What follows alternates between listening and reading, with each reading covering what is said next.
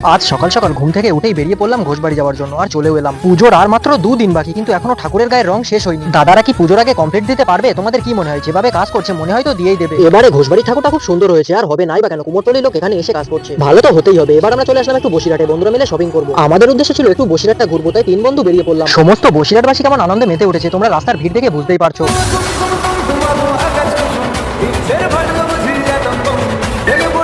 গেটটা খুব চেনা চেনা লাগছে, এটা কোথাকার গেট হতে পারে? হ্যাঁ ঠিকই ধরেছো, এটা হচ্ছে ঘোষবাড়ির পুজোর গেট। পুজো মানেই বসিরহাট? কি পুজো মানে বসিরহাট? তাহলে ঘোষবাড়ি? হ্যাঁ ওটা তো ঘোষবাড়ির মধ্যেই, আমরা এখন ঘোষবাড়িতেই যাচ্ছি। আমরা এখন চলে এসেছি বসিরহাটের সেই আবেগপ্রেমী জায়গা, বসিরহাটের ঘোষবাড়ি, যার নাম এখন বসিরহাটের বাইরেও সমস্ত এলাকাতে ছড়িয়ে পড়েছে। আমরা এখন চলে এসেছি ঠিক সেই জায়গায়। এখানে মহালয়া থেকে অনুষ্ঠান শুরু হয়েছে, আর একাদশী অব্দি অনুষ্ঠান চলতেই থাকবে। এখানে ঠাকুর দেখার সাথে সাথে মডার্ন কুক, ব্রেক ডান্স, নাগরদোলার আনন্দও তোমরা উপভোগ করতে পারছো। সাথে তো মুখরোচক খাবারের স্টলও থাকছে, তাই আর দেরি কেন, তাড়াতাড়ি চলে এসো বসিরহাটের সেই ঘোষবাড়িতে। আর থাকছে প্রতিদিন একটা করে জনপ্রিয় অভিনেতা আর অভিনেত্রীরা। ভিডিওটা ভালো লাগলে চ্যানেলটা সাবস্ক্রাইব করে পাশেই থেকো।